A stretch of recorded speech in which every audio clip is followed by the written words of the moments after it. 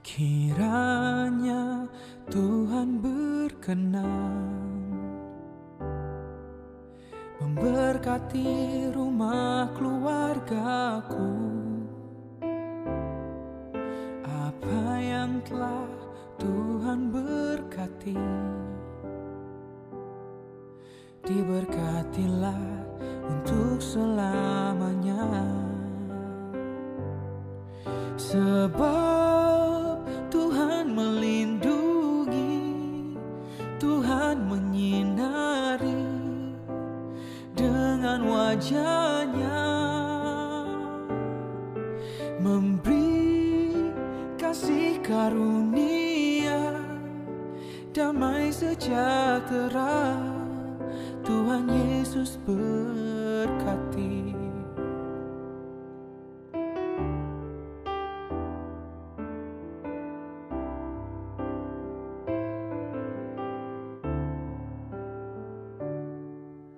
Kiranya Tuhan berkenan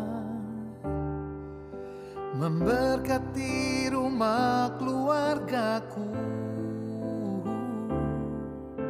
Apa yang telah Tuhan berkati, diberkatilah untuk selamanya. Sebab Tuhan melindungi, Tuhan menyinari dengan wajah-Nya, memberi kasih karunia, damai sejahtera. Tuhan Yesus berkati.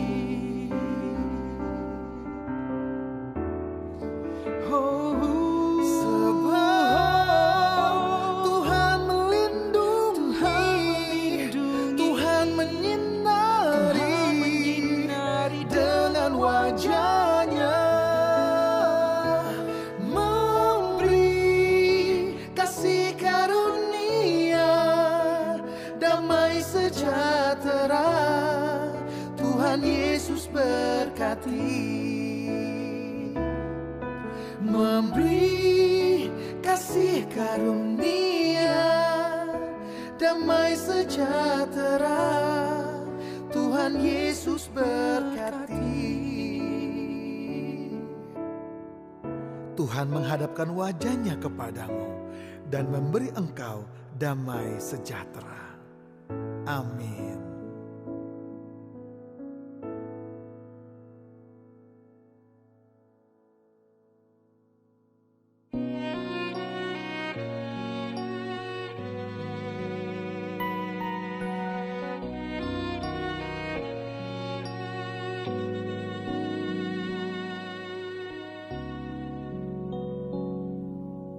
Ini saatnya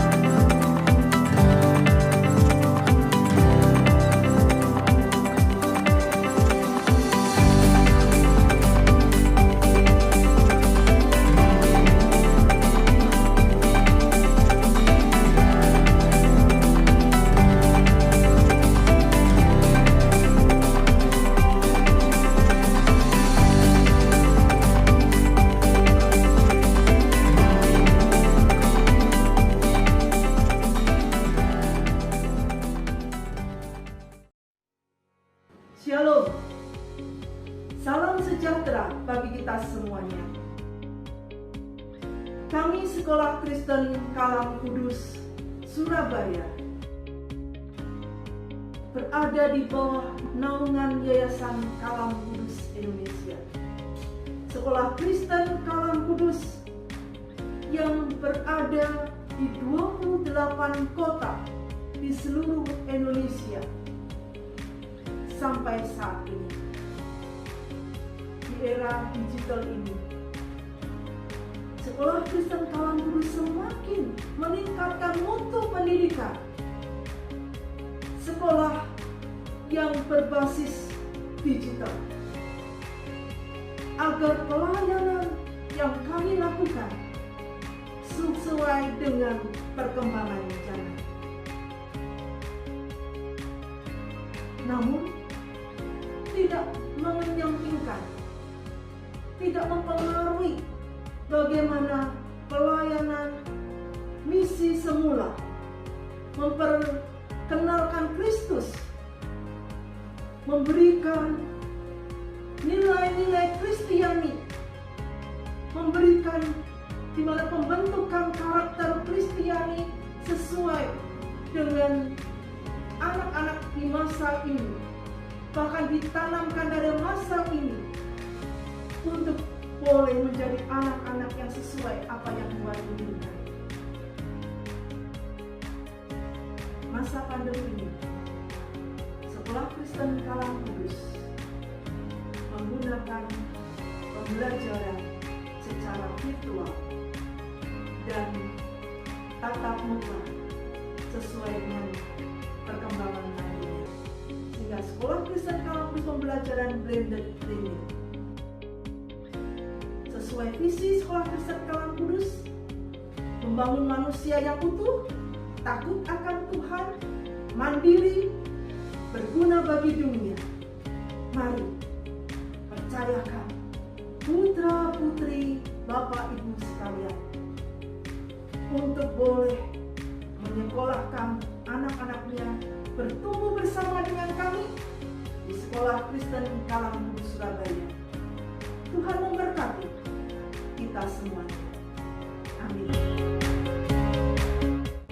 Dalam mewujudkan visi sekolah yang berdasarkan kebenaran firman Tuhan, kami mendidik mereka menjadi siswa-siswi yang mengenal dan takut akan Tuhan. Setiap pagi kami mengadakan persekutuan yang diikuti oleh seluruh Bapak Ibu guru dan juga siswa. Kami berusaha membangun sebuah komunitas yang saling mendukung dan menguatkan dalam kerohanian, sehingga kami mempunyai kesempatan yang banyak untuk memperkenalkan firman Tuhan dan membentuk siswa-siswi untuk belajar mengasihi Tuhan dan mengasihi sesama manusia, serta menghargai lingkungan alam ciptaan Tuhan.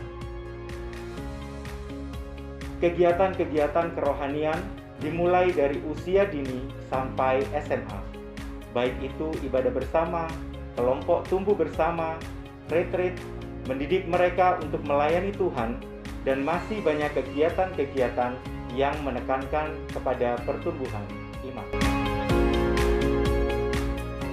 Oke, sekarang kita sama-sama ya memasukkan barang-barangnya ke dalam kotaknya.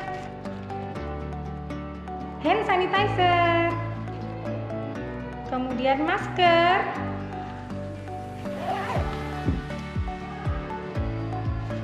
nah, masukkan ke dalam tas. Botol minum dan kotak makannya. Selesai. Good job.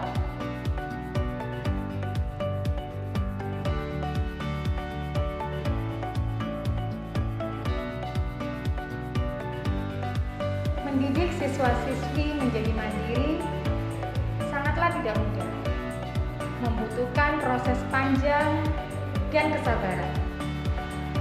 Bersyukur Bapak Ibu guru di Sekolah Kristen Kalam Kudus Surabaya telah diperlengkapi untuk dapat mengarahkan putra-putri Bapak Ibu belajar tentang kemandirian. Kami mengajarkan mereka bagaimana harus mandiri dalam kehidupan pribadi sejak usia dini. Seperti kebiasaan bangun pagi, berdoa, membersihkan tempat tidur, menggosok gigi, dan belajar kemandirian lainnya.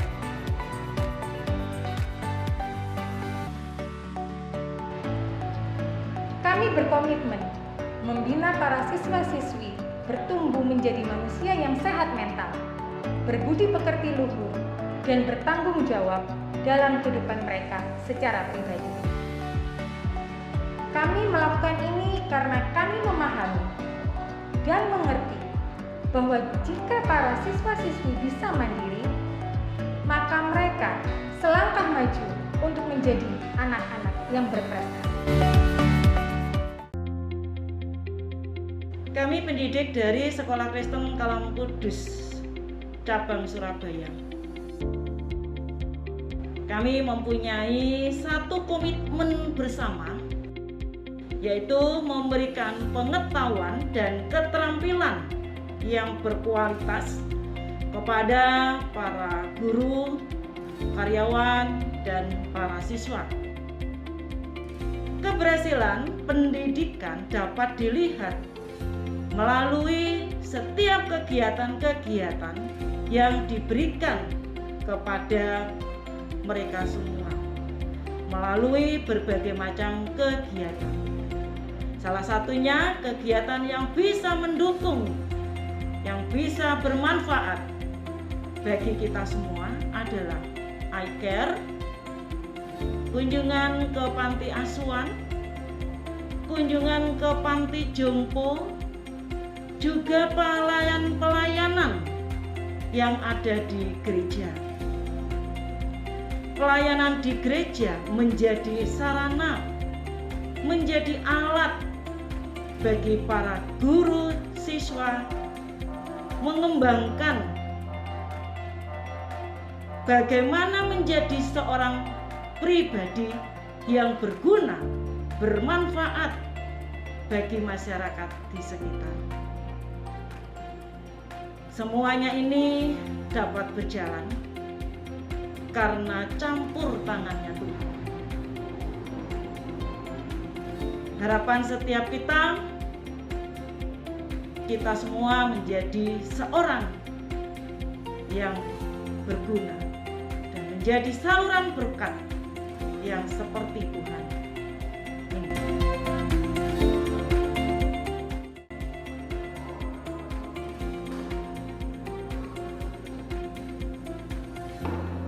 Moto Sekolah Kristen Kalam Kudus dengan kasih dan disiplin meningkatkan prestasi.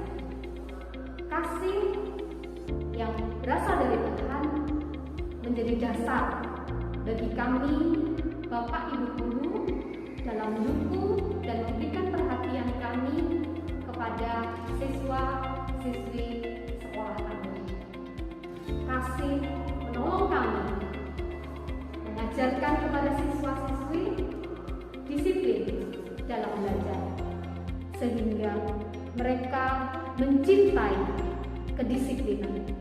Mereka mau bertumbuh dalam pembelajaran dan menuai hasil, yaitu prestasi.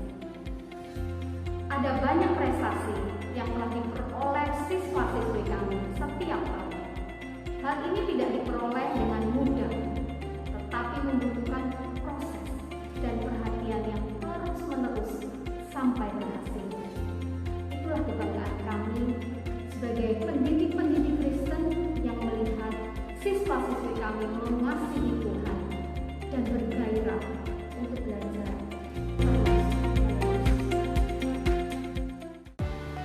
Sekolah Kristen Kalam Kudus Surabaya membuka pendaftaran peserta didik baru tahun ajaran 2022-2023. Dapatkan promo uang pangkal early bird selama periode Agustus sampai dengan September 2021 berupa potongan 17% untuk pembayaran secara cash atau tunai, pembayaran secara cicilan atau angsuran, uang pangkal sudah termasuk uang seragam, buku, kegiatan selama 1 tahun ajaran, dan uang gedung. Mari segera daftarkan putra-putri Bapak Ibu ke Sekolah Kristen Kalam Kudus Surabaya.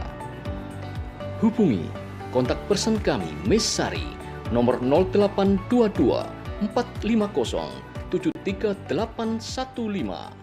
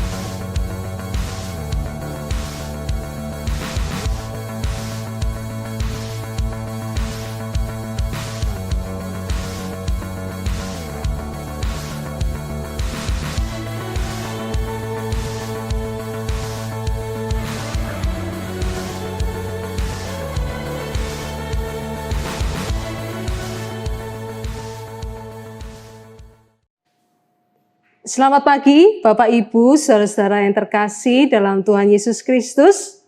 Shalom. Kami mewakili Majelis Jemaat Gereja Kristen Kalam Kudus Kemayoran Baru Surabaya mengucapkan selamat datang dan selamat menikmati persekutuan dengan Tuhan dalam ibadah minggu di bulan keluarga ini. Biarlah ibadah kita yang kita lakukan hari ini menjadi sebuah perayaan syukur yang memuliakan nama Tuhan dan perayaan hidup yang bermanfaat bagi kita sekeluarga dan sesama kita. Selamat beribadah, Tuhan Yesus memberkati.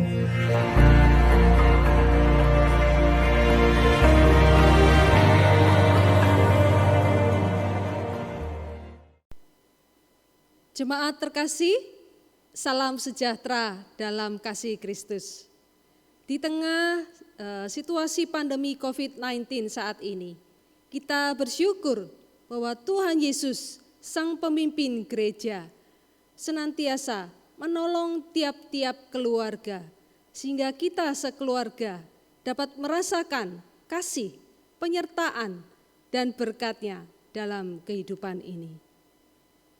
Kini, marilah kita datang memenuhi panggilan Tuhan. Bukalah hatimu dan nikmatilah cinta kasih Allah di dalam Yesus Kristus yang memberikan pengharapan. Mari kita memenuhi panggilan Tuhan ini dengan sikap hati penuh syukur dan kerinduan kepada Tuhan, dan kiranya ibadah yang kita lakukan ini membawa sukacita bagi setiap kita dan berkenan di hadapan Tuhan. Saya mengundang kita semua untuk bangkit berdiri. Kita akan bersaat teduh sejenak, menenangkan hati dan pikiran kita dengan menyadari kehadiran Tuhan di tengah-tengah ibadah ini. kita masuk dalam saat teduh.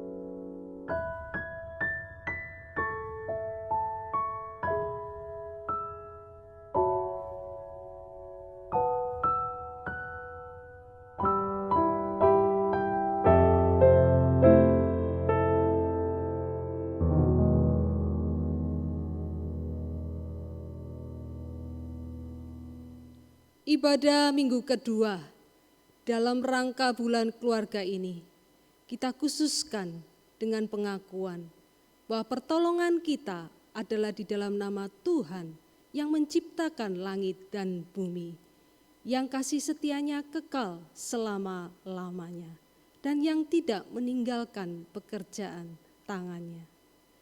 Kasih karunia dari Allah Bapa kita dan dari Tuhan Yesus Kristus, serta persekutuan dengan Roh Kudus menyertai kita sekalian. Amin. Keluarga-keluarga yang diberkati Tuhan, di dalam terang dan gelapnya hidup ini, Tuhan ada. Dia senantiasa hadir dalam semua peristiwa hidup kita, bahkan saat kita meragukan kehadirannya. Di tengah persekutuan saat ini, mari rasakan kebaikannya.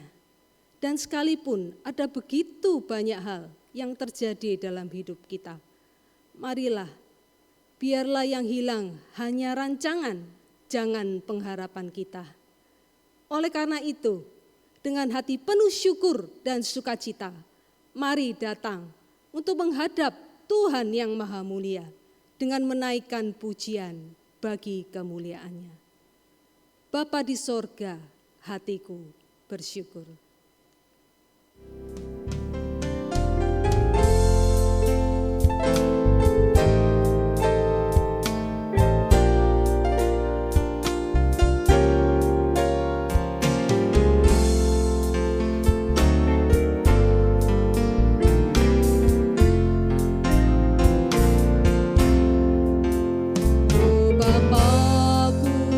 Hatiku bersyukur.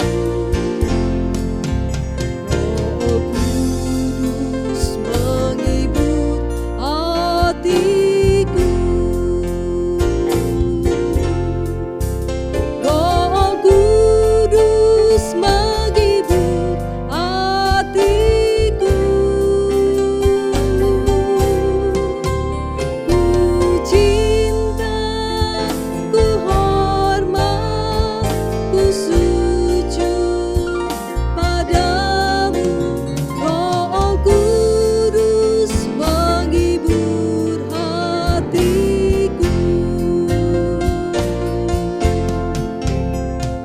Ku cinta, ku hormat, ku sujud padamu. Roh Kudus menghibur hatiku.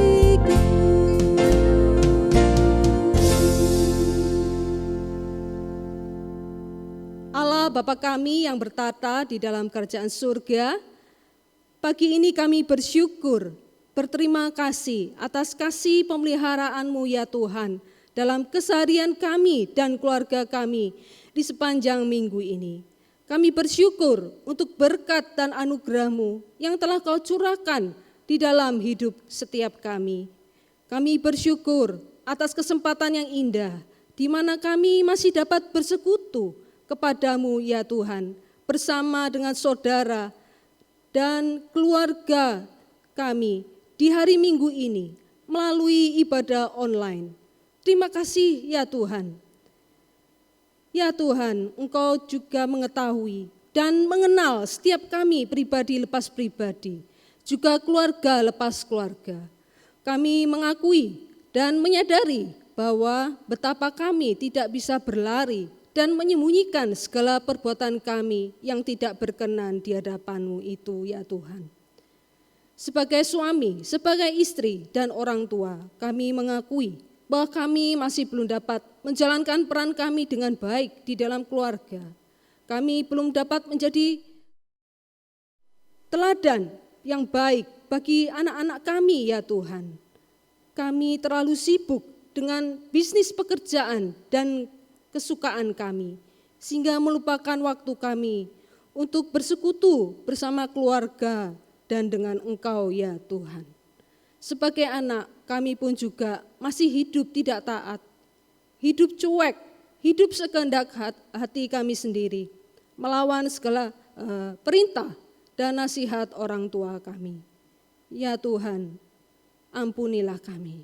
Sebagai keluarga, kami pun belum dapat mempraktekkan kasih-Mu dengan anggota keluarga dan sesama kami. Ya Tuhan Yesus, kiranya Engkau mau mengampuni akan setiap dosa dan kesalahan kami ini, ya Tuhan. Kiranya Allah Roh Kudus yang akan menolong dan memampukan kami untuk kembali pada jalan-Mu dan hidup seturut dengan perintah firman-Mu, ya Tuhan. Dan biarlah kami juga bisa menjalankan peran kami dengan baik sebagai pribadi dan di dalam keluarga kami dengan penuh rasa takut di hadapan-Mu, ya Tuhan. Terima kasih Tuhan Yesus, hadirlah di tengah-tengah ibadah kami dan di dalam hati kami, ya Tuhan. Bertatalah di atas setiap pujian dan penyembahan kami. Kami menyerahkan seluruh jalannya ibadah kami pagi ini hanya ke dalam tangan kasih-Mu ya Tuhan. Terpujilah nama-Mu untuk selama-lamanya. Di dalam nama Tuhan Yesus Kristus, Juru Selamat kami yang hidup, kami sudah berdoa. Amin. Jemaat dipersilakan duduk kembali. Kepada setiap orang yang telah mengakui dosanya dan bertobat, disampaikan berita anugerah pengampunan, seperti tertulis dalam kitab Kolose pasal 1 ayat 13-14 yang berbunyi demikian. Ia telah melepaskan kita dari kuasa kegelapan dan memindahkan kita ke dalam kerajaan anaknya yang kekasih. Di dalam Dia kita memiliki penebusan kita, yaitu pengampunan dosa. Dengarlah petunjuk hidup baru yang akan menuntun kita dalam menjalani keseharian kita sebagai anak-anak yang dikasihinya, yang terdapat dalam Kolose 3 ayat 14 yang berbunyi demikian. Dan di atas semua itu, kenakanlah kasih sebagai pengikat yang mempersatukan dan menyempurnakan. Kiranya Roh Kudus menolong setiap kita mewujudkan kemuliaan Allah dalam seluruh hidup dan kesaksian kita di dunia ini. Amin. Jemaat Tuhan yang mengasihi dan dikasihi Tuhan, Keluarga yang dibangun atas dasar kasih yang tulus membuat anggota keluarga saling terikat secara rohani dan semakin bersatu menuju kesempurnaan. Di dalam keluarga yang diikat, disatukan dan disempurnakan dengan kasih Tuhan ini, maka akan terdapat persekutuan yang kuat yang akan menggetarkan hati Tuhan. Bagaimana Tuhan tidak memberkati keluarga yang hidup di dalam kasih-Nya seperti ini. Inilah yang Tuhan mau untuk kita saling mengasihi dimulai dari keluarga kita. Dan marilah kita mengasihi bukan dengan perkataan atau dengan lidah, tetapi dengan perbuatan dan dalam kebenaran. Kepada Yesus, Tuhan dan Raja kita mohon Tuhan mengikat erat kasih kita satu dengan yang lain untuk saling mengasihi sebagai keluarga Allah. Satukanlah hati kami. Mari kita nyanyikan sambil bertepuk tangan. Satukanlah hati kami untuk memuji dan menyembah, oh Yesus, Tuhan dan Rajaku. Eratkanlah tali kasih di antara kami semua, oh Yesus, Tuhan dan Rajaku. Bergandengan tangan dalam satu kasih, bergandengan tangan dalam satu iman, saling mengasihi di antara kami, keluarga kerajaan Allah. Satukanlah hati kami, satukanlah hati kami untuk memuji dan menyembah, oh Yesus, Tuhan dan Rajaku. Eratkanlah tali kasih di antara kami semua, oh Yesus, Tuhan dan Rajaku. Bergandengan tangan dalam satu kasih, bergandengan tangan dalam satu iman, saling mengasihi di antara kami, keluarga kerajaan Allah. Bergandengan tangan dalam satu kasih, bergandengan tangan dalam satu iman, saling mengasihi di antara kami, keluarga kerajaan Allah. Ku kasihi kau, ku kasihi kau dengan kasih Tuhan, ku kasihi kau dengan kasih Tuhan. Ku lihat di wajahmu kemuliaan Raja, ku kasihi kau dengan kasih Tuhan, ku kasihi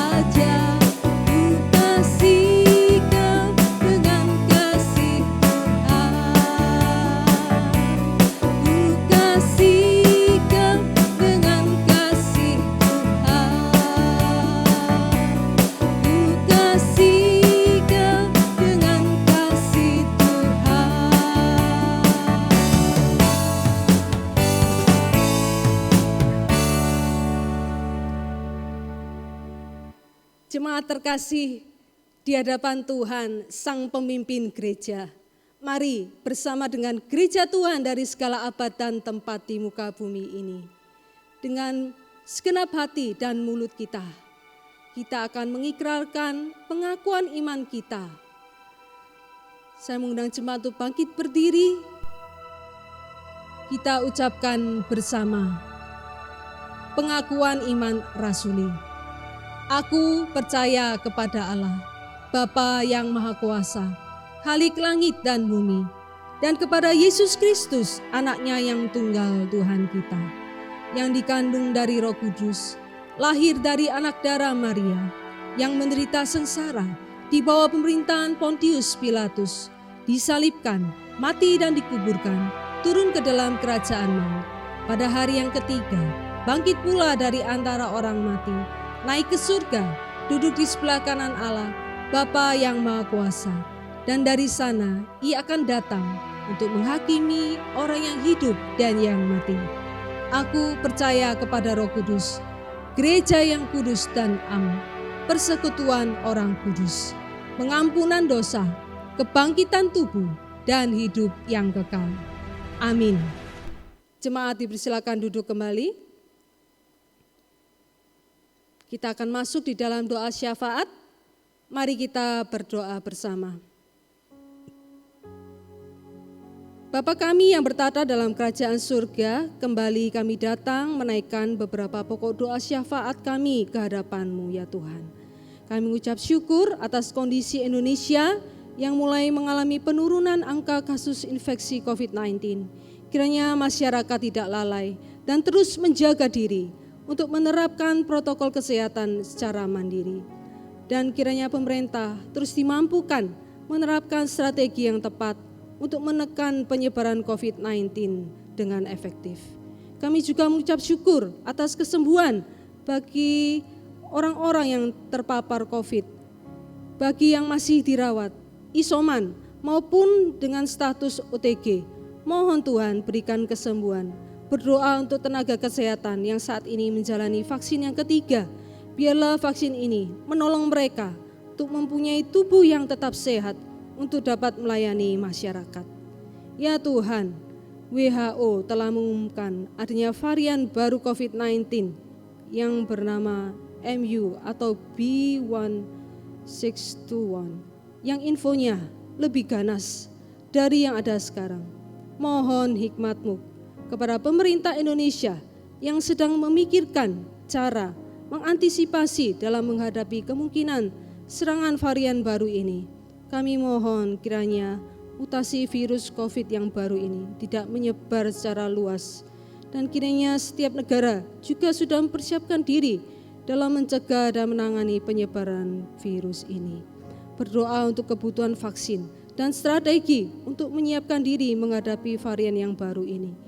Kiranya Presiden Jokowi dan semua jajaran serta Satgas penanganan COVID-19 diberikan kekuatan dan hikmat untuk memikirkan strategi, antisipasi, serta solusi demi melindungi masyarakat di dalam mengantisipasi serangan varian baru ini.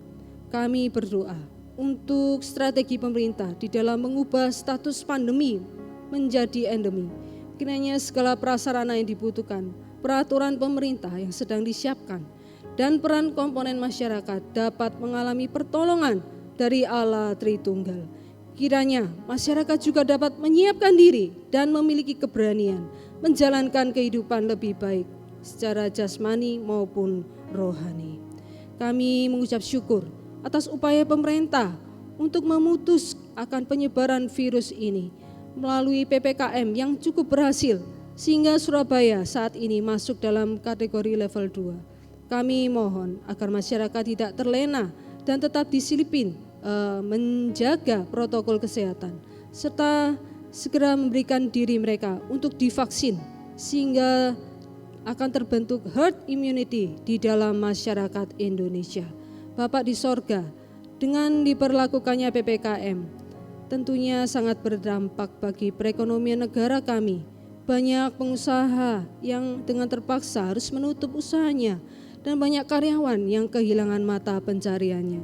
Kami mohon Tuhan berikan hikmat kepada para pengusaha di dalam memikirkan kelanjutan usahanya. Para karyawannya di PHK tidak melakukan tindakan-tindakan yang jahat, tapi biarlah Tuhan anugerahkan hikmat untuk mereka dapat secara kreatif dan inovatif memikirkan usaha atau bisnis baru yang lain. Ya Tuhan, dampak PPKM juga berimbas pada keuangan gereja. Banyak gereja yang mengalami penurunan jumlah persembahan yang diterima. Kami mohon agar Tuhan berbelas kasih pada gereja-gereja-Mu dan jemaatnya yang sedang dalam kesulitan keuangan. Dan kami percaya kepada-Mu ya Tuhan, yang akan bertindak menolong umat-Mu dan gereja-Mu ini. Kami berdoa bagi sekolah-sekolah yang akan memulai pembelajaran tatap muka, di mana saat ini ada beberapa sekolah yang sedang mencoba proses belajar mengajar dengan tatap muka. Kami mohon agar hal ini tidak berakibat munculnya klaster baru bagi para tenaga pendidik dan siswa benar-benar bisa menjaga diri dengan baik dengan melakukan protokol kesehatan yang ketat. Tak lupa kami berdoa bagi gereja-Mu ya Tuhan, agar tetap setia dalam pemberitaan Injil melalui ibadah, persekutuan, pembinaan, dan pelayanan masyarakat. Kami berdoa untuk gereja-Mu di dalam memikirkan program-program kerja yang baik, yang tepat untuk memasuki masa new normal di tahun 2022. Ya Tuhan, berdoa untuk persiapan acara Natal yang sudah mendekat. Kiranya melalui ibadah yang diadakan, biarlah umat-Mu boleh diberikan pengharapan dan kekuatan dalam melewati masa-masa new normal. Berdoa bagi Komisi Wanita yang akan mengadakan kembali persekutuan wanita online. Mohon Tuhan pimpin para pengurus dalam persiapkan rekaman persekutuan online, dan kiranya melaluinya para ibu-ibu boleh semakin bertumbuh kerohaniannya dan semakin hidup mengasihi Tuhan. Dan akhirnya kami berdoa bagi tiap-tiap jemaat dan keluarga di gereja kami. Mohon Tuhan pimpin, berikan hikmat agar tetap teguh di dalam iman dan pengharapannya kepada-Mu ya Tuhan. Dengan berbagai masalah kehidupan di dalam keluarga, baik masalah hubungan suami dan istri, orang tua dan anak, masalah pekerjaan, keuangan keluarga, sekolah online, sakit penyakit, dan masalah lain yang tidak dapat kami ucapkan. Kasihanilah dan tolonglah jemaat-Mu ya Tuhan. Berkaryalah di dalam kehidupan keluarga kami masing-masing. Terima kasih ya Tuhan. Kami serahkan seluruh permohonan doa-doa kami ini hanya ke dalam tangan kasih-Mu ya Tuhan. Di dalam nama Tuhan Yesus Kristus, Juru Selamat kami yang hidup, kami sudah berdoa. Amin. Kita akan membaca bacaan bertanggapan dari Mazmur 128, berkat atas rumah tangga.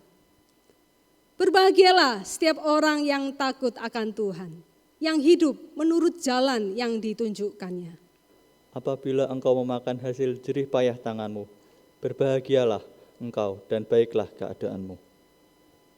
Istrimu akan menjadi seperti pohon anggur yang subur di dalam rumahmu. Anak-anakmu seperti tunas pohon zaitun sekeliling mejamu. Sesungguhnya demikianlah akan diberkati orang laki-laki yang takut akan Tuhan. Kiranya Tuhan memberkati engkau dari Sion, supaya engkau melihat kebahagiaan Yerusalem seumur hidupmu, dan melihat anak-anak dari anak-anakmu. Damai sejahtera atas Israel. Jemaat yang dikasihi Tuhan, Mazmur 128 ini merupakan bagian dari nyanyian ziarah ketika umat Tuhan akan pergi ke bait Allah.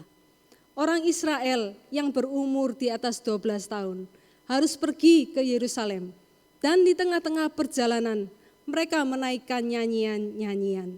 Salah satunya adalah nyanyian dari Mazmur 128 ini.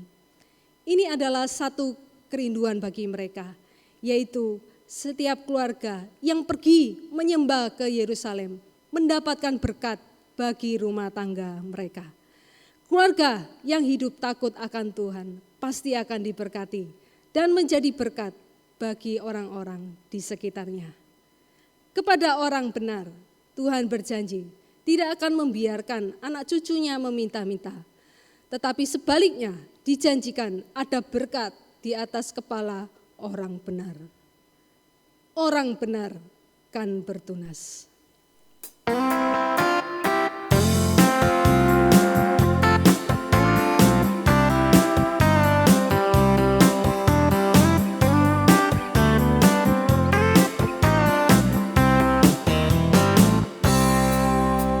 Orang benar kan bertunas, kuat bagai pohon kurma yang tumbuh subur, berbuah lebat di halaman bait Tuhan. Jalannya penuh bahagia karena Tuhan memimpinnya. Tak akan goyah badai melanda, sebab Tuhan membela. Berbahagia yang takut akan Tuhan dan berharap selalu kepadanya. Berkat Tuhan melimpah tiada hentinya, turun-temurun takkan pernah habisnya.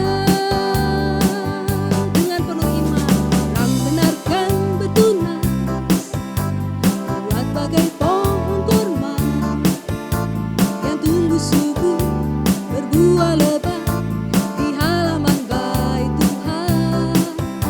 Jalannya penuh bahagia karena Tuhan memimpinnya.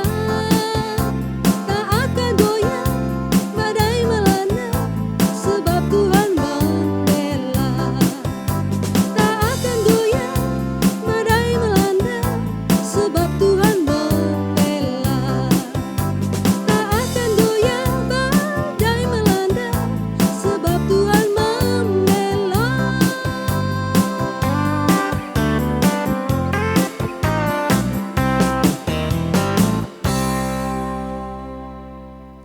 Pemberitaan firman Tuhan hari ini akan disampaikan oleh hambanya yang setia, Pendeta Joseph Theo.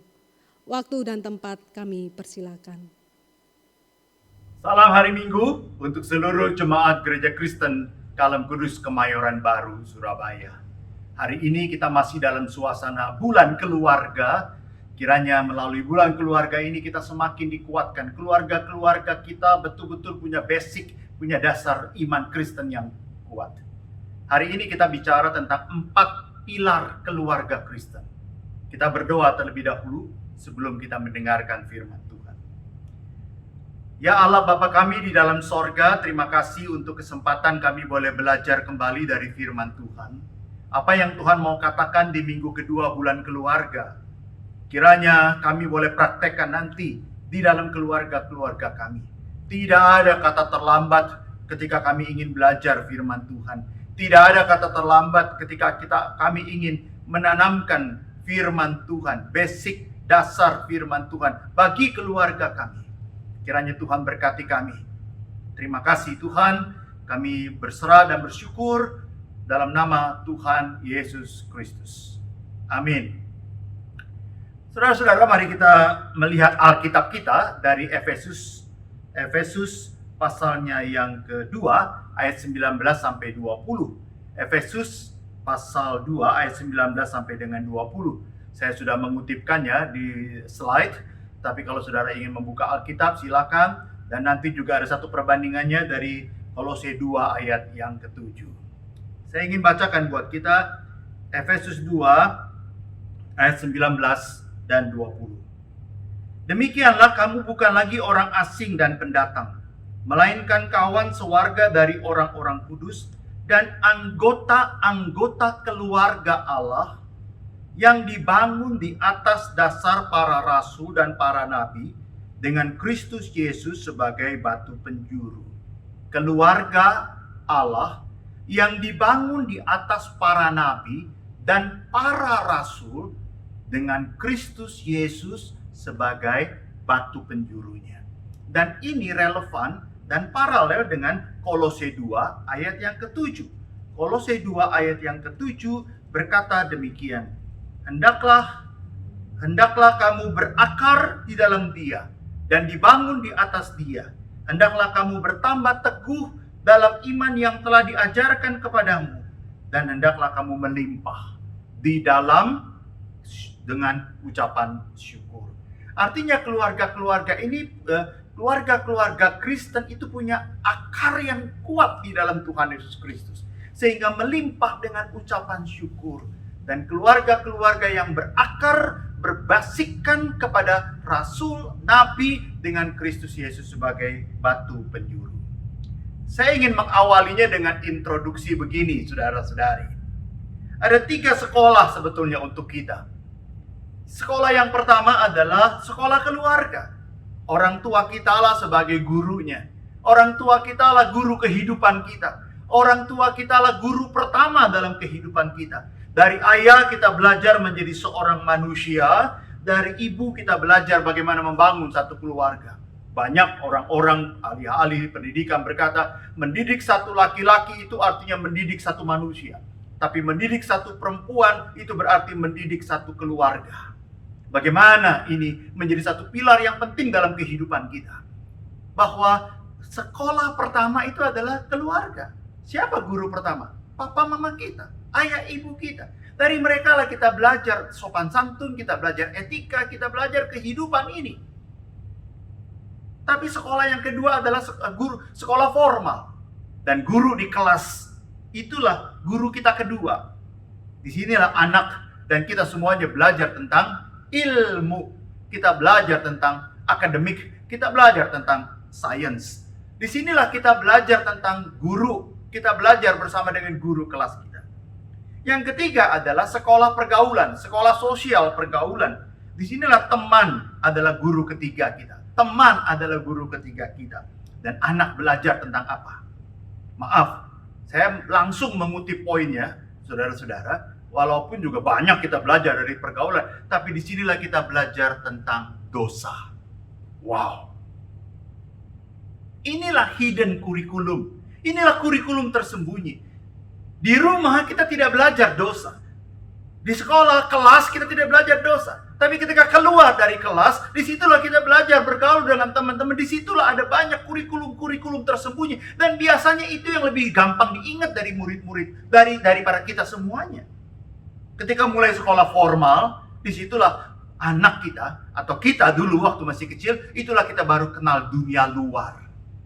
Perhatikan, dari rumah menuju ke sekolah, kita melewati yang namanya pergaulan. Kita melewati teman-teman kita, pergaulan dengan teman-teman kita.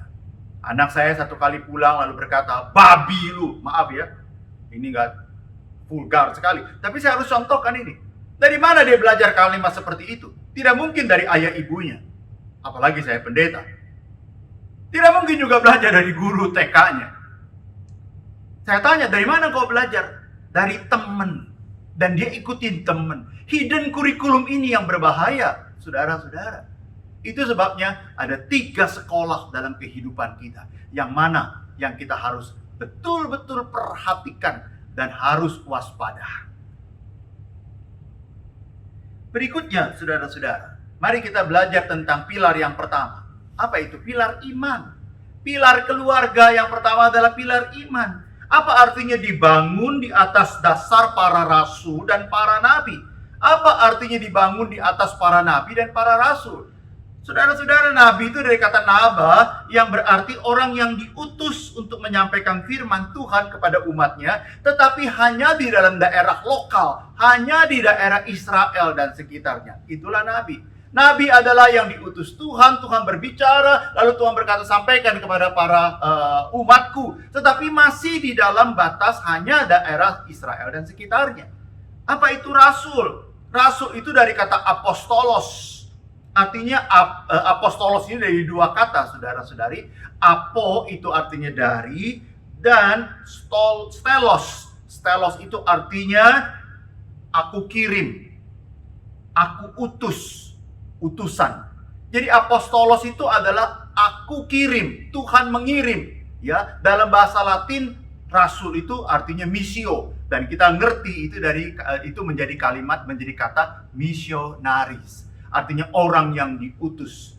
Rasul itu adalah orang yang diutus untuk menyampaikan kebenaran firman Tuhan jauh keluar dari daerahnya, jauh keluar dari daerahnya dan ke berbagai tempat. Khususnya dia beritakan tentang Kristus yang mati dan bangkit. Para rasul, 12 rasul ini tidak ada yang mati, kecuali tidak ada yang mati di Israel, ya. Tapi mereka semuanya keluar ke berbagai tempat diutus. Kisah Rasul 1 ayat 8, aku mengutus engkau menjadi saksiku Yerusalem, Yudea, Samaria sampai ke ujung bumi. Matius 28, engkau akan menjadi saksiku terus sampai ke ujung bumi, diutus ke berbagai tempat. Itulah rasul. Nabi dan rasul sama-sama menyampaikan firman Tuhan. Tapi nabi lebih kepada untuk daerah Israel dan sekitarnya saja. Tapi rasul-rasul itu lintas daerah, lintas bangsa, lintas suku, lintas budaya dan sebagainya. Nah, apa artinya keluarga dibangun di atas para nabi dan para rasul? Artinya keluarga dibangun di atas para nabi, artinya keluarga itu harus lokal keluarga ini, daerah keluarga ini saja, itu harus diajarkan firman Tuhan berulang-ulang. Ini paralel sama dengan Ulangan 6 ayat 6-7. Ingat saudara-saudara, ajarkanlah ini berulang-ulang di rumahmu, kata Tuhan. Di rumahmu, bukan ajarkan berulang-ulang di gereja, di luar, di komunitas, tapi di rumahmu. Pada waktu engkau duduk, pada waktu engkau berbaring, pada waktu engkau pergi, ajarkan ini berulang-ulang. Dan ini hebat. Itu berarti, itulah sebabnya Bapak Ibu Saudara-saudari, apa bedanya kultur budaya orang Yahudi dengan budaya bangsa-bangsa lain? Kalau kultur atau iman atau budaya orang Yahudi itu basicnya keluarga. Sehingga keluarga ini ditempatkan di mana saja, dia lintas apapun negara, budaya, dia tetap melaksanakan budaya itu. Kenapa? Karena basicnya adalah keluarga. Tapi bangsa-bangsa lain itu basicnya bukan keluarga, pusatnya, sentralnya bukan keluarga. Sentralnya itu adalah justru di komunitas. Aktif di komunitas, ramai di komunitas, giat di komunitas. Tapi begitu pulang ke rumah, tidak ada lagi budaya itu. Saya ambil contoh sebetulnya. Saya juga heran sebetulnya. Mengapa seluruh aktivitas keimanan kita ada di gereja? Anak-anak di sekolah minggu gereja, kegiatan di sekolah minggu, kegiatan di gereja, banyak Senin, Selasa, Rabu, Kamis, Jumat, Sabtu, Minggu, semuanya di gereja. Tapi begitu kembali ke rumah, rumah itu tidak ada sama sekali aktivitas rohani, tidak ada sama sekali kultur spiritual, tidak ada sama sekali budaya Kristen. Kosong, melompong dan sebagainya. Padahal ibadah di bait Allah itu hanya pusat ibadah. Tapi setelah pulang dari ibadah, mereka kembali lagi melakukan berbagai aktivitas di rumah. Dan tugas daripada orang tua membangun kenabian di dalam keluarganya. Lokalnya ini, keluarga ini. Itu sebabnya keluarga-keluarga yang dibangun di atas para nabi, artinya keluarga-keluarga yang orang tuanya menjadi nabi dan mengajarkan firman Tuhan, dan pusat aktivitasnya itu ada di dalam keluarga, membicarakan firman Tuhan dan sebagainya. Saudara ikut KTB, saudara ikut sel group, saudara ikut kelompok kecil di mana? Di gereja, di mana-mana. Tapi di rumahmu tidak ada kelompok kecil. Di rumahmu tidak ada pembahasan Alkitab dan sebagainya. Kultur itu adanya di sana, tapi tidak ada di dalam rumah. Itu sebabnya Bapak Ibu, ketika kita pindah komunitas, ketika kita pindah ke luar negeri, ketika kita pindah ke tempat-tempat lain, maka hilang budaya itu. Kenapa? Karena tidak ada keluarga di situ. Bapak Ibu, saudara-saudari yang saya kasih dalam Tuhan Yesus Kristus. Apa artinya keluarga dibangun di atas para rasul? Orang tua mengutus anaknya. Kalau basic keluarganya ini kuat sekali, kenabiannya sudah kuat sekali, maka anak keluar dia, ke sekolah dia, kerja dia, di luar dia sebagai misionari. Ingat, keluarga dibangun di atas para rasul, artinya keluarga itu keluar dan dia menjadi misionaris. Di kantornya, di tempat pekerjaannya, di sekolahnya, di kampusnya dan sebagainya. Indah bukan? Itu makanya Efesus pasal 2 Rasul Paulus berkata keluarga-keluarga Allah itu dibangun di atas para nabi yang kuat karena basic keluarga, kultur rohaninya ada di keluarga. Maka kalau kultur rohaninya, basic keluarganya ada di keluarga, maka kalau anak itu keluar kemanapun, maka budaya keluarga, budaya rohani, budaya Kristen ini tetap dia bawa kemanapun juga. Dan itu menjadi warna kehidupannya. Saya tanya kepada saudara-saudari, di mana basic pendidikan iman Kristen kita? Di luar rumah. di luar rumah. Ayah ibu aktif melayani di gereja, ayah ibu aktif melayani di gereja, anak-anak aktif pelayanan di remaja, ikut konsel, ikut KTP, ikut sel group, ikut apapun juga. Tapi begitu balik ke rumah, tidak ada lagi pembicaraan tentang firman Tuhan. Tidak ada lagi membicarakan itu berulang-ulang pada waktu engkau duduk, pada waktu engkau berdiri, pada waktu engkau makan, pada waktu engkau berpergian dan sebagainya. Nothing. Itu sebabnya ketika anak-anak keluar negeri untuk sekolah, seringkali kehilangan budaya ini. Padahal pilar pertama dari satu keluarga itu apa? Basic Kristennya, imannya ini pilar yang paling utama. Supaya anak-anak belajar firman Tuhan dan dia keluar, dia sadar, saya adalah duta Kristus. Saya adalah duta Kristus. Ketika dia nanti anak-anak kita membentuk keluarga, dengan demikian dia juga meneruskan kultur ini. Itu sebabnya Bapak Ibu Saudara-saudari. Bapak Ibu Saudara-saudari, itu sebabnya budaya iman orang Yahudi sampai dengan detik ini tidak pernah hilang. Ditaruh dimanapun orang Yahudi di seluruh dunia, dia tetap menjaga kultur umat Allah. Di dalam keluarga tetap dia melaksanakan aktivitas keimanannya, apalagi pada hari Sabat. Sama tetap sudah ribuan tahun. Dengan malu kita harus katakan, kultur Kristen kita ini barangkali hilang. Mungkin hanya 10 tahun kita sudah hilang. Kultur keindonesiaan kita hilang. Maaf, kultur budaya Tionghoa kita juga hilang untuk generasi-generasi kita selanjutnya. Mengapa? Karena aktivitas kita tidak di rumah, tapi di luar. Harusnya dari rumah keluar. Yang bahaya budaya dari luar dibawa masuk ke dalam rumah dan sebagainya. Bapak Ibu, saudara-saudari jemaat Gereja Kristen Kemayoran Baru Surabaya, ayo di bulan keluarga ini bangun keluarga kita di atas para nabi. Artinya di dalam rumah itulah aktivitas rohani kita ada berulang-ulang. Bukan hanya ada KTB, konsel, sel group di luar, kelompok kecil di luar, tapi keluarga kita itulah kelompok kecil yang setiap hari kita berjumpa. Ada family altar, ada doa keluarga bersama, ada kumpul bersama-sama, entah seminggu sekali atau seminggu 2 kali. Disitulah anak-anak didoakan, ditumpangi tangan oleh ayah ibu. Karena ayah ibu itu adalah nabi, ayah ibu itu adalah rasul, papa mama itu adalah pendeta dan rohaniwan di gereja, yaitu gereja rumah tangga. Sehingga home kita itu adalah gereja yang paling indah dan nyaman bagi setiap anggota keluarga kita. Ayo! Pusat ibadah kita ada di rumah.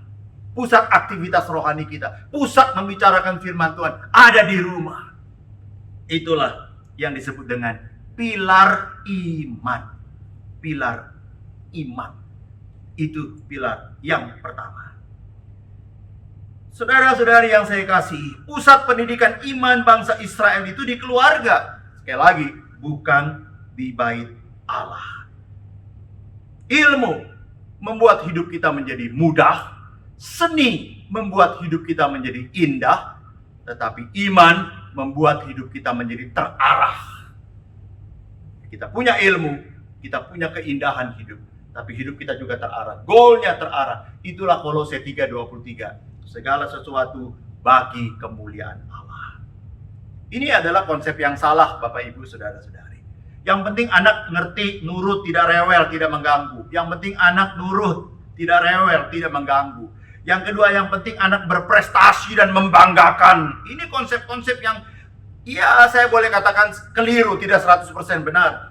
Untuk mencapai semua itu, maka orang tua selalu memberikan insentif untuk mendidik. Bukan untuk memberi kesadaran.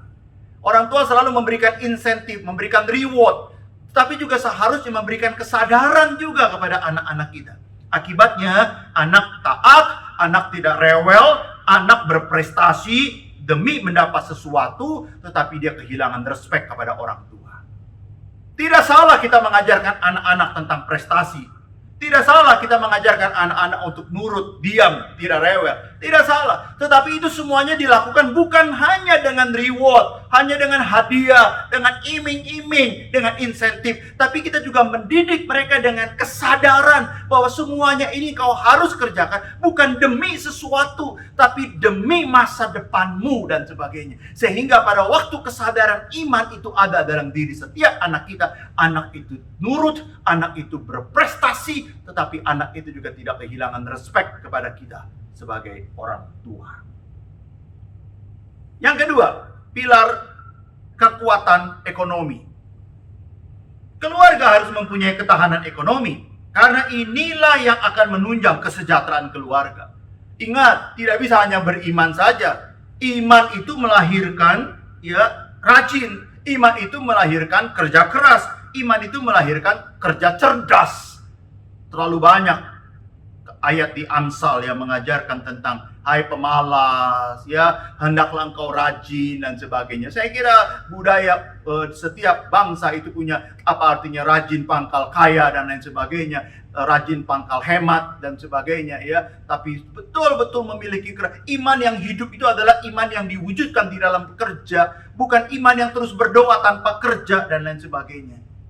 Ingat, saudara-saudara, problem banyak di keluarga itu adalah persoalan ekonomi. Itu sebabnya pilar ini adalah pilar ekonomi, pilar yang kedua. Kuat. Ada beberapa konsep yang salah. Yang pertama adalah kekuatan ekonomi dimulai dari bertambahnya kekayaan. Padahal yang benar adalah bukan itu. Kekuatan ekonomi itu artinya adalah ketika kita bertambah kekayaan. Kita nggak mau persembahan dulu dah, bantu gereja, enggak lah. Karena saya sendiri masih nggak punya uang. Tunggu uang saya banyak, baru saya membantu gereja dan sebagainya. Tidak, padahal. Sebetulnya adalah kekuatan ekonomi itu dimulai dari kemampuan menata keuangan dengan baik. Kekuatan ekonomi itu bukan bertambah kekayaan. Tapi kekuatan ekonomi itu adalah bagaimana kita menata keuangan kita dengan baik. Cukup atau tidak, cukup bukan tergantung dari berapa jumlah uang, tetapi berapa penetapan standar kehidupan atau seberapa mampu kita mengendalikan keinginan kita. Perhatikan saudara-saudari, jika anak dari kecil sudah dilatih dengan kemewahan, maka anak terbiasa dengan kemewahan dan anak menjadi tidak terbiasa dengan kesederhanaan. Kenapa saja semuanya dikabulkan? Apa saja semuanya dituruti atas nama cinta, sayang dan kepada anak dan sebagainya. Tapi anak tidak belajar apa artinya kesederhanaan dan sebagainya. Apa artinya perjuangan dan sebagainya. Yang pertama adalah pilar iman. Kalau pilar iman ini kuat dan hidup, maka dia akan berdampak kepada pilar ekonomi. Artinya dia akan sangat rajin, dia akan sangat cerdas, dia akan sangat menata keuangannya dengan baik. Dia akan mengendalikan keinginannya. Dan bukan tunggu kaya raya berkelimpahan, tajir melintir katanya orang-orang sekarang ini. Baru dia bisa berbuat sesuatu untuk sesamanya, untuk gereja, untuk menolong aksi sosial. Enggak. Tapi seberapa besar kita memiliki cinta kasih kita kepada Tuhan. Seberapa besar kita mampu menata keuangan kita dengan baik. Konsep salah yang kedua adalah sayang anak sama dengan memenuhi semua keinginannya dan memberi kemudahan materi. Wah, kasih saja. Mau beli apa? Kasih aja dan sebagainya. Padahal yang benar adalah sayang anak adalah pendidikan karakter, bukan gengsi. Adil dan kasih seimbang. Hukuman dan pujian seimbang. Punishment, reward and punishment juga seimbang. Ibrani 12 ayat 7. Amsal 19 ayat 18. Bapak Ibu, buka ayat-ayat yang saya kutip ini. Nanti lihat di slide. Buka dan bicarakan lagi dengan anak-anak di rumah. Amsal 19 ayat 18. Kalau kita tidak pernah menghajar, tidak pernah menghukum, tentu saja menghajar dalam cinta kasih, di dalam motivasi yang sangat baik, maka kita akan menjerumuskan anak kita. Sayang yang berkelebihan tanpa adil, sayang tanpa keadilan, itu hanya akan membuat anak akan melecehkan dan menginjak-injak cinta kasih, sayang dan sebagainya. Bapak Ibu, ini pilar yang kedua. Pilar yang ketiga, kekuatan fisik. Keluarga tempat yang paling sehat di dunia. Menu makanan kebersihan lingkungan, pakaian rapi, dan lain sebagainya. Keluarga harus menjadi tempat tinggal yang layak, makanan yang bergizi, pakaian yang memadai, dan orang tua adalah contoh pertama, sekaligus orang tua juga adalah sekaligus dokter pertama bagi anak-anak. Pilar kekuatan fisik. Iman kuat, ekonominya kuat. Ingat Bapak Ibu, saudara-saudari, ekonomi kuat bukan berarti kaya raya, belum tentu. Tapi ekonomi yang kuat itu artinya dia mampu memanage keuangannya dengan baik, standar keuangannya dengan baik, menata keuangannya dengan baik. Ada orang bilang ekonomi yang sehat adalah kalau keluarga, kalau kita semua gak punya utang. Ya, oke. Tapi utang yang produktif kadang-kadang juga memang diperlukan. Yang tidak boleh adalah utang konsumtif. Kita utang untuk memanjakan gengsi kita. Itu yang kita harus buang jauh-jauh dari nuansa setiap orang Kristen. Tapi kalau pilar ekonomi kuat, ya, dia sederhana tapi hidupnya cukup, berkelimpahan tidak, tapi berkelebihan sedikit iya. Anak-anaknya diajarkan bagaimana menata keuangannya. Maka pilar yang ketiga itu adalah ketahanan fisik. Fisiknya kuat, dia menata makanannya, ya, dia menata bajunya, dia menata kebersihannya. Maaf Bapak Ibu saudara-saudari, maaf, sekali lagi minta maaf nih. Ada banyak saya mengalami pelayanan pembesukan, visitasi ke rumah-rumah. Oh, betapa jorok dan kotornya rumah-rumah yang saya kunjungi.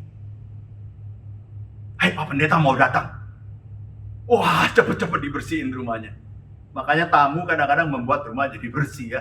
Kalau tidak ada tamu, maka rumah kadang-kadang berantakan. Ada banyak jemaat nggak mau divisit, nggak mau dikunjungi oleh pendeta atau teman. Kenapa? Janganlah, Pak. Kenapa? Karena rumahnya berantakan, dan kalau mesti dibersihin dia repot dan lain sebagainya.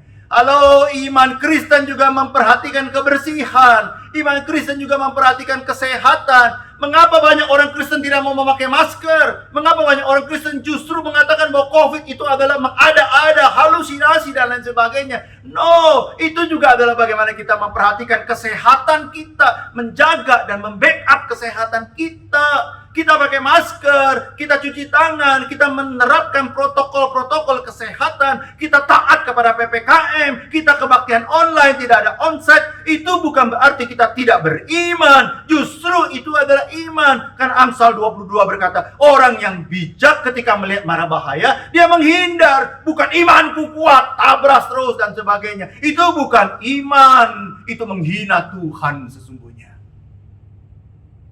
Bapak Ibu saudara-saudari yang saya kasih, ini beberapa konsep yang salah. Harus kaya dulu untuk menjadi sehat, rapi dan filantropis. Apa itu filantropis? Itu berjiwa sosial. Harus punya uang dulu. Begitu udah, aku harus sampai dulu uang sekian. Setelah uang sekian baru aku filantropis, baru aku mau rapi apa? No. Begitu sampai di uang tertentu masih belum cukup Tuhan, nanti lagi sampai dan sebagainya. Maka orang bijak berkata begini, kalau uangmu bertambah, jangan gaya hidupmu yang makin meningkat. Tapi kalau uangmu bertambah, maka gaya hidup sosialmu yang kau boleh kembangkan. Bukan gaya hidup konsumtif kita dan sebagainya. Ya, rapi itu identik dengan keren. Keren itu identik dengan mahal dan sebagainya. Enggak, ya. Hidup itu simple, hidup itu sederhana. Gengsi yang membuat itu menjadi jelimet dan rumit, ya. Apa itu? Harga itulah yang membuat kita menjadi rumit dan sebagainya. Sederhana itu artinya bersih, keren dan sebagainya. Lalu orang lain lihat senang. Kenapa? Karena kita bersih orangnya dan sebagainya. Itulah iman. Inilah pilar-pilar yang harus kita perhatikan. Dan biasakan pola hidup sehat untuk anak-anak. Biasakan pola hidup bersih buat keluarga kita, buat rumah kita dan sebagainya. Saya pernah mengunjungi satu rumah yang sangat kecil, sederhana sekali, tapi bersihnya, harumnya luar biasa. Walaupun rumah itu bukan besar, tapi rumah itu kecil ya. Tapi kalau kita ke sana rasanya sejuknya luar biasa. Tenangnya, damainya luar biasa. Padahal itu keluarga sangat sederhana. Yang keempat adalah pilar mental, kekuatan mental. Imannya kuat, ekonominya kuat, kebersihannya, sehatnya kuat. Maka yang terakhir, mentalnya itu juga kuat. Keluarga harus menjadi tempat yang paling aman di tengah-tengah dunia ini. Mental itu artinya ketahanan psikologis kita, jiwa kita juga kuat dan sebagainya. Keluarga harus menjadi tempat yang paling aman di tengah-tengah dunia ini. Ayah ibu merupakan sahabat abadi bagi anak-anak. Ada banyak anak-anak sekarang gak betah di rumah, betahnya di rumah temannya. Gak betah di rumah, betahnya di rumah temannya. Betahnya di mall, betahnya dimanapun. Tidur di kos-kosan dan sebagainya teman-temannya. Padahal kos-kosan temannya itu berantakannya luar biasa. Di rumah itu AC, bersih dan sebagainya. Tapi kenapa? Gak ada kenyamanan di situ. Keluarga tempat latihan semua nilai etika, karakter, dan spiritual. Dilatih berpikir solution oriented, bukan problem oriented. Orang tua adalah contoh bagi life survival pertama-tama bagi anak-anak kita. Ayah ibu itu adalah contoh life survival. Ketika ada masalah, bukan mengeluh, bukan memarahi anak-anak, memaki-maki dan lain sebagainya, tidak. Tapi ketika ada masalah, dia ajak anak-anaknya berkumpul. Itulah di awal saya katakan pilar iman. Ada family altar, tanya anakmu kesulitan apa. Ya, anak bilang, Pak doakan saya mau ujian, mau exam dan final exam dan sebagainya. Ayo kita doakan bersama-sama. Dia ceritakan di situ sehingga orang tua menjadi sahabat, menjadi teman. Itulah ketahanan, kekuatan mental. Itulah yang artinya home sweet home, Bapak Ibu Saudara. Home sweet home bukan dari luasnya rumah, bukan dari fasilitas rumah, bukan. Tapi bagaimana kita membangun persahabatan, kekuatan mental di dalam rumah kita. Ini konsep yang salah. Anak akan belajar dengan sendirinya. Anak akan mengerti situasi orang tuanya. Anak mampu survive dengan sendirinya. Enggak, Bapak Ibu, salah. Anak perlu dilatih untuk dia survive. Itu perlu dibimbing, perlu dibina, perlu dilatih, dan perlu dicontohkan. Dan orang tua ini adalah contoh yang paling real. Karena hampir sebagian besar 2/3 kehidupan kita itu dihabiskan di tengah-tengah keluarga bersama dengan orang tua kita. Dia lihat kita, dia nilai kita, dia contoh kita dan sebagainya. Ada banyak anak-anak dalam keluarga berkata idolanya itu adalah orang tuanya. Ini keren Bapak Ibu. Tapi kalau idolanya dari luar, itu berarti sebetulnya kita menemukan kegagalan menjadi contoh bagi keluarga dan anak-anak kita. Pilar ketahanan mental. Saya harus dengan sedih katakan, ada banyak keluarga Kristen yang tidak punya pilar iman di dalam keluarganya. Yang tidak punya pilar ekonomi, kekuatan ekonomi. Yang tidak memiliki ketahanan fisiknya juga, kesehatan fisiknya. Yang tidak juga memiliki kekuatan mentalnya. Ayo, 4 pilar ini Bapak Ibu. Pilar kekuatan iman. Pilar kekuatan ekonomi. Pilar kekuatan fisik. Pilar kekuatan mental. Inilah yang akan mampu bertahan dalam berbagai badai kehidupan. Kita wariskan 4 pilar ini kepada anak-anak kita. Wariskan harta kepada anak-anak kita, oke. Wariskan rumah kepada anak-anak kita, oke. Sekolahkan anak-anak kita sampai jauh ke tempat-tempat yang terbaik, silakan. Tetapi apakah 4 ini kita wariskan kepada anak-anak kita? Di bulan keluarga ini, mari kita wariskan iman ini. Wariskan 4 pilar ini kepada keluarga dan anak-anak kita. Sehingga anak-anak kita dimanapun dia berada, dia sadar, saya adalah duta Kristus. Saya adalah missionary. Saya adalah saksi Kristus dimanapun kami berada. Dan saksi Kristus itu berarti saya harus bekerja dengan baik. Saya harus berekonomi dengan baik. Dan saya harus punya fisik yang sehat. Dan saya juga harus punya mental yang kuat. Kita berdoa bersama-sama. Diberkatilah seluruh jemaat Gereja Kristen Kalam Kudus Kemayoran Baru, Surabaya yang sudah mendengar 4 pilar keluarga ini. Agar setiap keluarga-keluarga dari jemaat Gereja Kristen Kalam Kudus Surabaya ini punya keluarga yang dibangun di atas dasar nabi dan para rasul. Mereka punya iman berbasis keluarga, berpusat bersentral di keluarga. Mereka punya iman, mereka juga punya kekuatan ekonomi. Sedikit demi sedikit menata, akhirnya terus Tuhan berkati.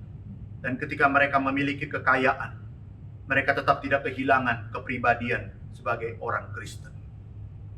Dan kami punya kekuatan fisik, keluarga tempat latihan belajar sehat, sehingga ini punya daya tahan fisik. Ada beberapa banyak konsep yang salah kami ingin perbaiki. Pada akhirnya kami punya kekuatan mental, kekuatan yang hebat, sehingga kami mampu menghadapi berbagai kendala, frustasi, berbagai macam tantangan kehidupan. Kami tetap bisa survive, bangkit lagi dan sebagainya. Akhirnya kami sadar, kami menjadi duta Kristus dimanapun kami berada. Terima kasih Tuhan untuk firman-Mu hari ini. Kiranya 4 pilar ini kami praktekkan dan kami bangun di dalam keluarga kami. Dalam nama Tuhan Yesus kami berdoa. Amin. Selamat pagi Bapak Ibu, selamat hari Minggu. Saya Ibu Tiam Jing Ing sekeluarga ingin mempersembahkan sebuah pujian untuk kemuliaan bagi nama Tuhan.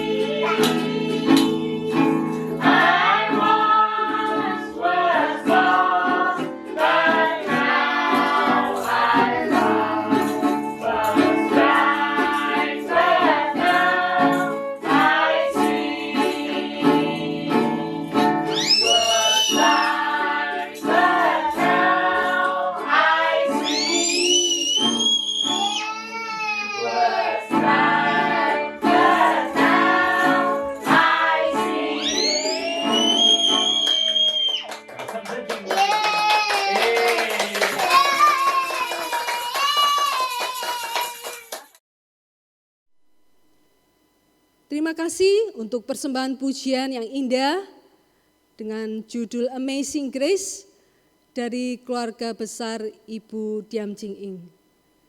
Kiranya Tuhan Yesus memberkati keluarga Ibu. Tuhan memberkati.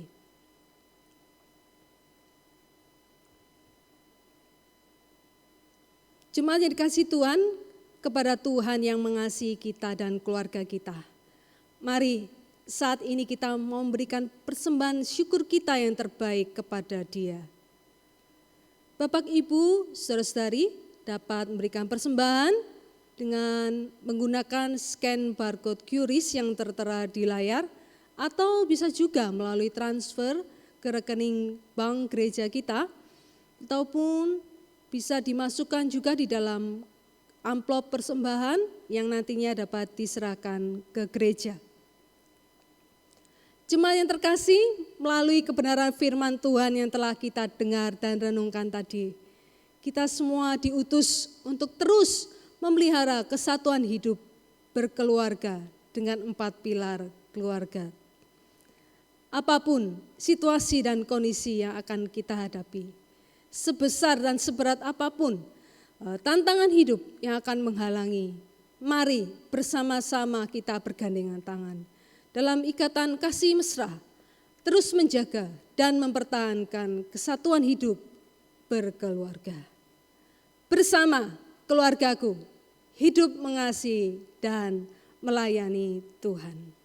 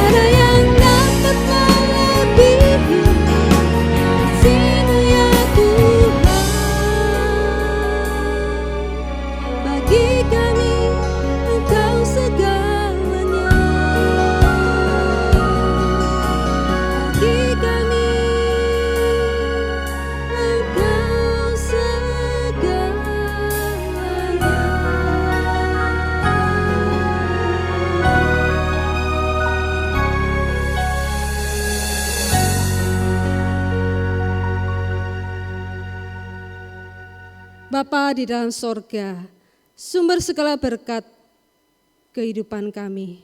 Kami bersyukur untuk berkat-berkat yang telah Kau curahkan di dalam kehidupan pekerjaan kami. Terima kasih untuk setiap nikmat yang telah Engkau berikan. Ajarkanlah kami untuk mensyukuri setiap hal yang kami miliki dalam hidup kami dan menjadikannya berkat bagi sesama kami. Dan inilah persembahan syukur kami. Mohon sucikan dan pakailah persembahan kami ini untuk pekerjaan Tuhan yang dilakukan di gereja kami. Mohon hikmat-Mu menyertai majelis-majelis yang mengelolanya. Kiranya persembahan ini dapat dipakai demi perluasan pekerjaan Tuhan di muka bumi ini. Mampukan kami juga untuk terus belajar mempersembahkan hidup kami sebagai persembahan yang hidup, yang kudus dan yang berkenan bagi-Mu, ya Tuhan.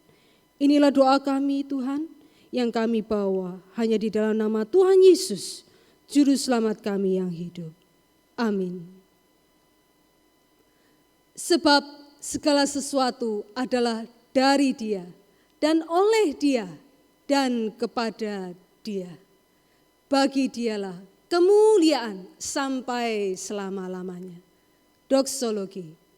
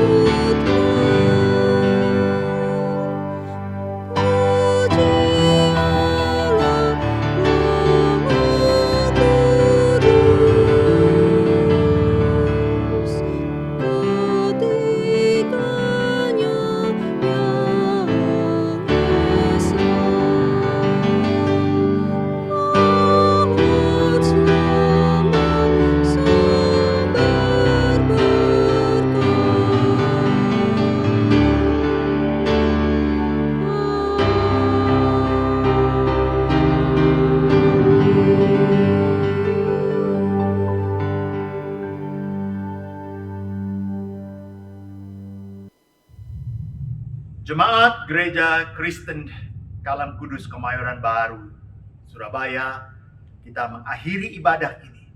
Mari kita bangun keluarga kita dengan 4 pilar keluarga ini, agar kita senantiasa diberkati dan menjadi saksi dimanapun kita berada.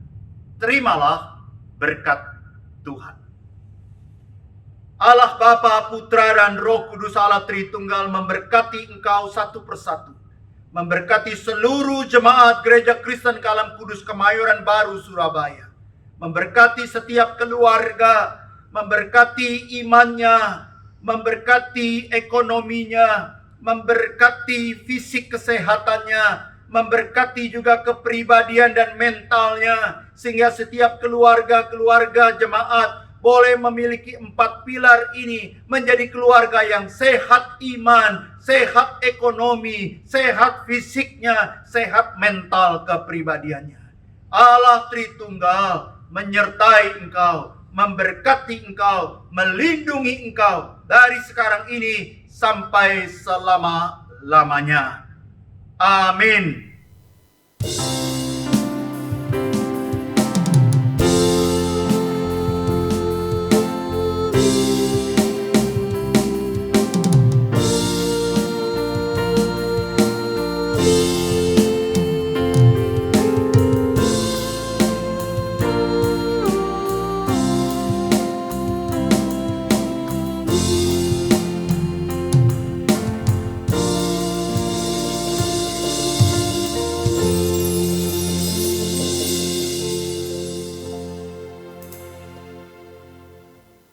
Jemaat dipersilakan duduk, silakan mengambil waktu teduh. Ibadah telah selesai. Mari tetap jalankan protokol kesehatan. Selamat hari Minggu. Tuhan Yesus memberkati.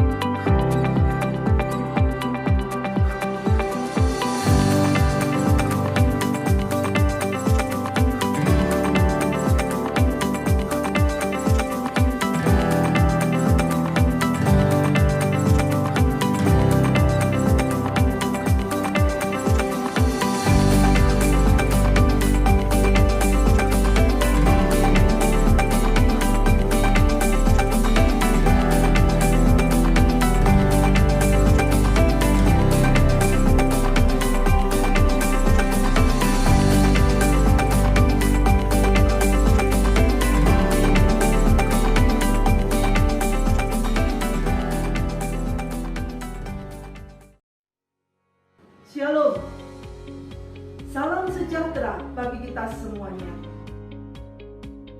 Kami Sekolah Kristen Kalam Kudus, Surabaya, berada di bawah naungan Yayasan Kalam Kudus Indonesia. Sekolah Kristen Kalam Kudus yang berada di 28 kota di seluruh Indonesia sampai saat ini. Di era digital ini, Sekolah Kristen Kalam Kudus semakin meningkatkan mutu pendidikan. Sekolah yang berbasis digital, agar pelayanan yang kami lakukan sesuai dengan perkembangan zaman. Namun, tidak menyampingkan, tidak mempengaruhi bagaimana pelayanan misi semula, memperkenalkan Kristus, memberikan nilai-nilai Kristiani, memberikan di mana pembentukan karakter Kristiani sesuai dengan anak-anak di masa ini, bahkan ditanamkan dari masa ini untuk boleh menjadi anak-anak yang sesuai apa yang Tuhan inginkan. Masa pandemi ini, Sekolah Kristen Kalam Kudus menggunakan pembelajaran secara virtual dan tatap muka sesuai dengan perkembangan lainnya, sehingga Sekolah Kristen Kalam Kudus pembelajaran blended learning sesuai visi Sekolah Kristen Kalam Kudus, membangun manusia yang utuh, takut akan Tuhan, mandiri, berguna bagi dunia. Mari percayakan putra-putri Bapak Ibu sekalian untuk boleh menyekolahkan anak-anaknya bertumbuh bersama dengan kami di Sekolah Kristen Kalam Kudus Surabaya. Tuhan memberkati kita semuanya. Amin. Dalam mewujudkan visi sekolah yang berdasarkan kebenaran firman Tuhan, kami mendidik mereka menjadi siswa-siswi yang mengenal dan takut akan Tuhan. Setiap pagi kami mengadakan persekutuan yang diikuti oleh seluruh Bapak Ibu guru dan juga siswa.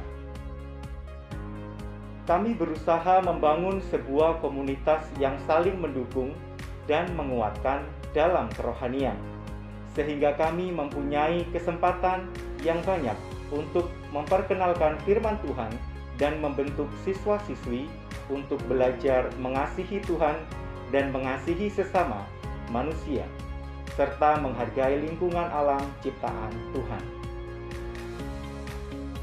Kegiatan-kegiatan kerohanian dimulai dari usia dini sampai SMA, baik itu ibadah bersama, kelompok tumbuh bersama, retreat, mendidik mereka untuk melayani Tuhan, dan masih banyak kegiatan-kegiatan yang menekankan kepada pertumbuhan iman.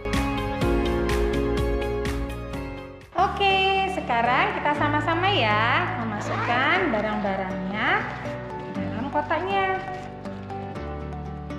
Hand sanitizer, kemudian masker,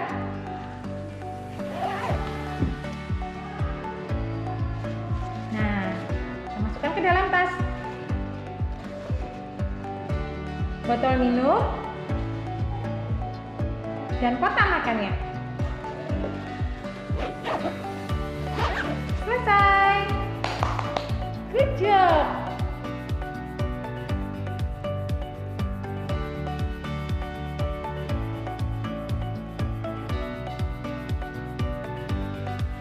Mendidik siswa-siswi menjadi mandiri sangatlah tidak mudah, membutuhkan proses panjang dan kesabaran. Bersyukur Bapak Ibu guru di Sekolah Kristen Kalam Kudus Surabaya telah diperlengkapi untuk dapat mengarahkan putra-putri Bapak Ibu belajar tentang kemandirian. Kami mengajarkan mereka bagaimana harus mandiri dalam kehidupan pribadi sejak usia dini. Seperti kebiasaan bangun pagi, berdoa, membersihkan tempat tidur, menggosok gigi, dan belajar kemandirian lainnya.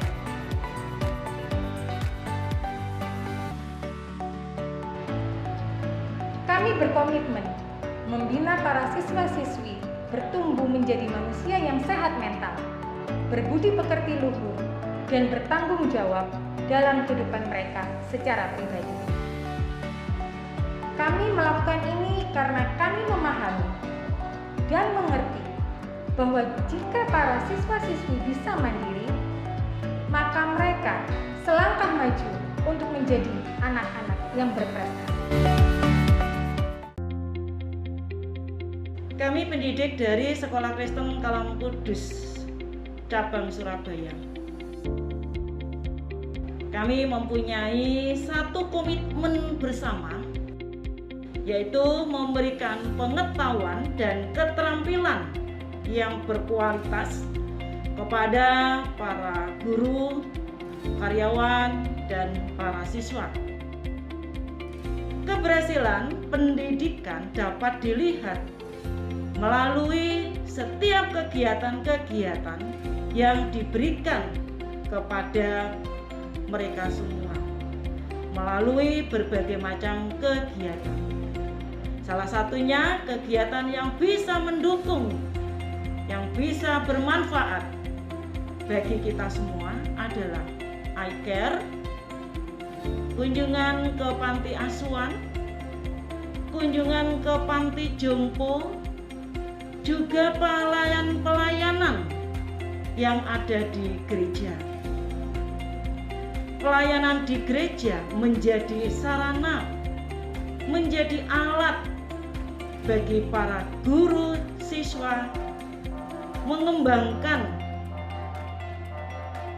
bagaimana menjadi seorang pribadi yang berguna, bermanfaat bagi masyarakat di sekitar.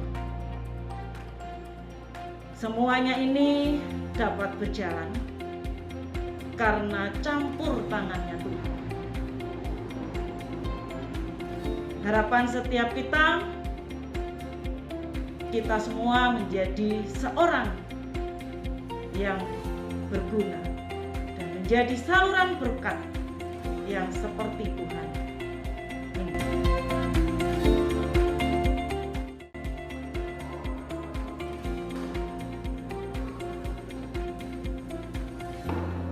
Moto Sekolah Kristen Kalam Kudus dengan kasih dan disiplin meningkatkan prestasi. Kasih yang berasal dari Tuhan menjadi dasar bagi kami, Bapak Ibu Guru, dalam mendukung dan memberikan perhatian kami kepada siswa-siswi sekolah kami. Kasih menolong kami mengajarkan kepada siswa-siswi disiplin dalam belajar, sehingga mereka mencintai kedisiplinan. Mereka mau bertumbuh dalam pembelajaran dan menuai hasil, yaitu prestasi. Ada banyak prestasi yang telah diperoleh siswa-siswi kami setiap tahun. Hal ini tidak diperoleh dengan mudah, tetapi membutuhkan proses dan perhatian yang terus-menerus sampai berhasil. Itulah kebanggaan kami sebagai pendidik-pendidik Kristen yang melihat siswa-siswi kami mengasihi Tuhan dan bergairah untuk belajar.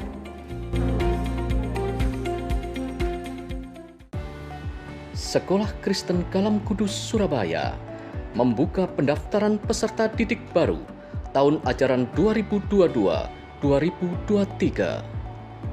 Dapatkan promo uang pangkal early bird selama periode Agustus sampai dengan September 2021 berupa potongan 17% untuk pembayaran secara cash atau tunai, pembayaran secara cicilan atau angsuran, uang pangkal sudah termasuk uang seragam, buku, kegiatan selama 1 tahun ajaran, dan uang gedung.